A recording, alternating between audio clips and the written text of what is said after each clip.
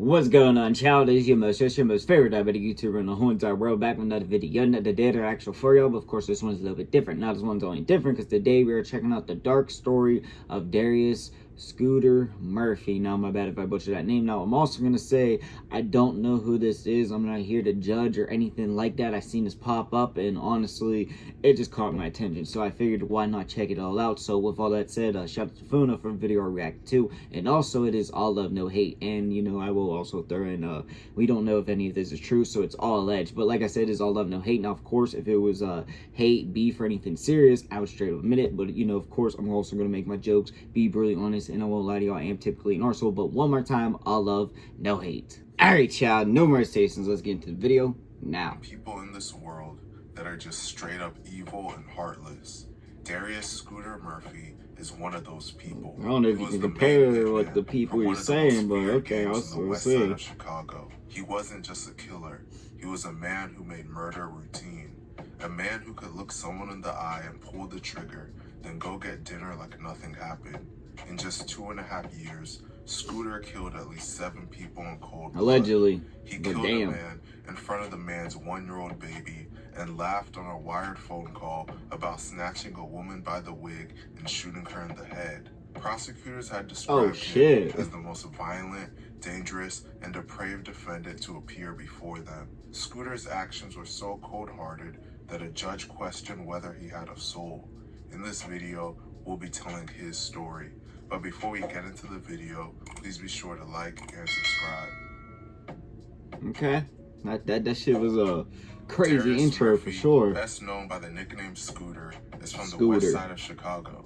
The west side of Chicago doesn't get as much coverage as the south side because it doesn't have as many famous rappers from there, but it might be even more deadly.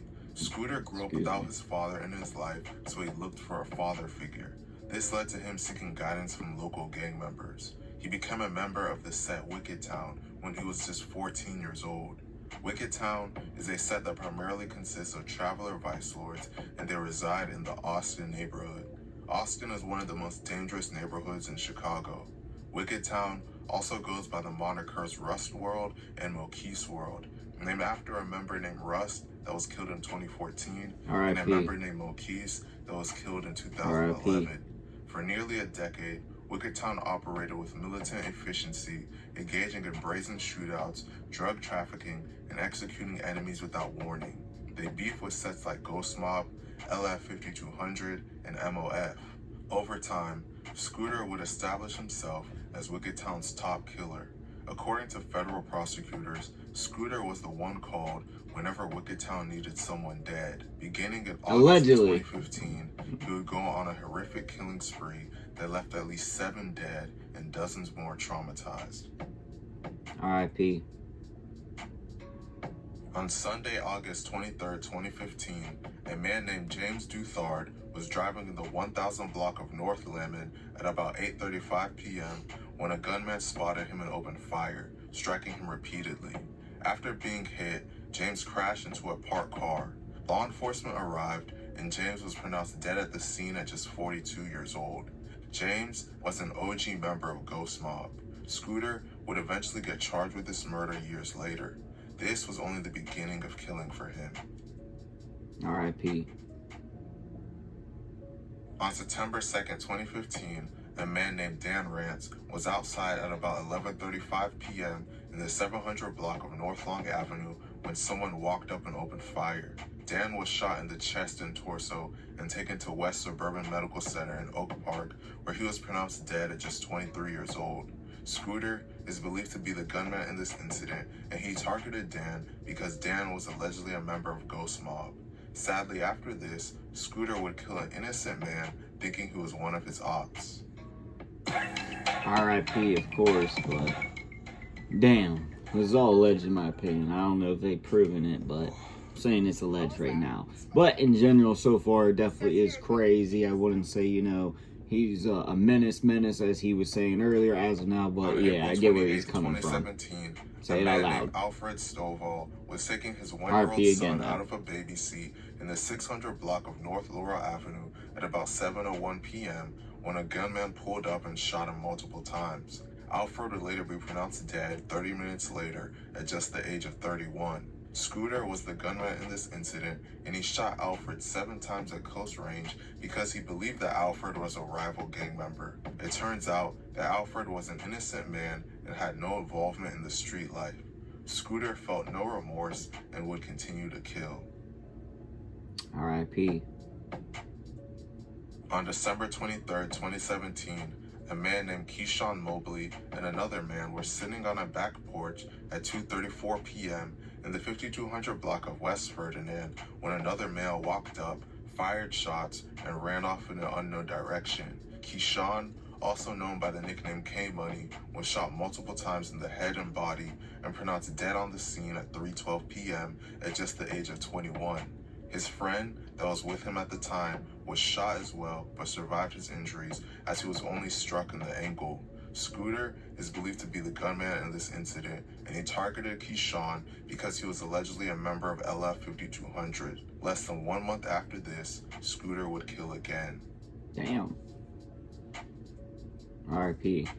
On January 11, 2018, a man named Uriah Hughes and another man were getting into a car in the 5300 block of West Race when multiple gunmen pulled up and started shooting at them. Uriah was shot in the body and taken to Stroger Hospital, where he was pronounced dead at just 33 years old. His friend was shot in the back but survived his injuries. Skudder is believed to be one of the gunmen in this incident.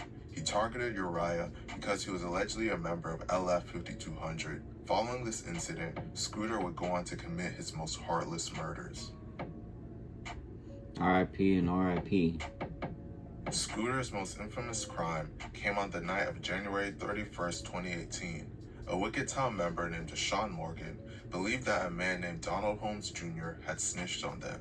Due to this, Deshaun hired Skudder and another Wicked Town member named Damon Brown to kill Donald in exchange for $5,000 and an assault rifle. On that day, Deshaun convinced Donald to meet up with Skudder. I'm sorry, not to stop it or judge anything, whatever the case would be. For $5,000, hell no, I ain't doing all that for $5,000. You gotta up the price. Like, what the hell? I don't even know. Like, I don't know if they were doing it for the money allegedly at that point, but like, yeah, $5,000 ain't enough for me to do that shit. Time ain't mathing for me there. Girlfriend named Diane Taylor sitting in the passenger seat, and they parked in the 4700 block of Arthington Street. Skudder entered the car from the back seat and shot Donald 4 times in the head. Then he grabbed Diane by her hair as she tried to flee and shot her twice. Damn. He then turned back to Donald and shot him multiple times again. Later that year, both Skudder and Damon would end up in the Cook County Jail, and someone would secretly record them discussing the killings. They said it happened because Deshaun thought Donald was working as a confidential informant for law enforcement. Though Donald had not been working with law enforcement at the time of his death, he had been a source for the FBI. In the recorded conversation, Skudder can be heard confessing to and describing the crime. He described the double murder in a laughing and bragatory manner. During the call, Skudder is quoted saying, "I get in the back seat, shoot that bitch in the back of his shit, pow pow. His bitch tried to bail out. I grabbed her by the back of her wig. I said, 'Where you going?' Pow pow. I hit her in her shit 2 times. Then I turned, hit him in his shit 2 more times. Pow pow." This carelessness would lead to the feds having overwhelming evidence to take down Wicked Town. In 2021, the FBI finally brought down the hammer. Skudder was arrested and named in a sweeping RICO indictment along with 12 other Wicked Town members. He was charged with multiple counts of murder in aid of racketeering, attempted murder, and firearms trafficking. Skudder eventually took a plea deal. In exchange for avoiding the death penalty, he confessed to the 7 murders discussed earlier. He was ultimately sentenced to 50 years in federal prison. Man, there's truly some heartless people. Okay, 50 years is a long ass time, but I'm gonna be real as hell with you. 50 years is way better than having to do 8 life sentences or something extra like that. Now I'm gonna be honest with y'all, yeah, it definitely seemed like he was being a little bit ruthless and all that necessarily. I'm gonna be honest with you, the only reason I'm gonna say that, I mean, obviously he took lives. That's not right in general. Of course, I don't live that lifestyle, so I'm not trying to judge or probe into something that I don't fully understand or really shouldn't be trying to, you know, talk about. But in general, the innocent people are where I see it to be the wildest. If you're going to do that, you're supposed to go after the people in your same career path, is what I'm kind of feeling. But at the same time, I feel like he just was, yeah, and I'm just gonna say it again, I'm not here like promoting it or anything like that. So yeah, and also $5,000, hell no, that ain't enough, especially for two people. Hell no, hell no. I mean, even if I was a John Wick type style and I knew I was gonna get away with it or some shit like that, I don't think for $5,000 I would ever do that.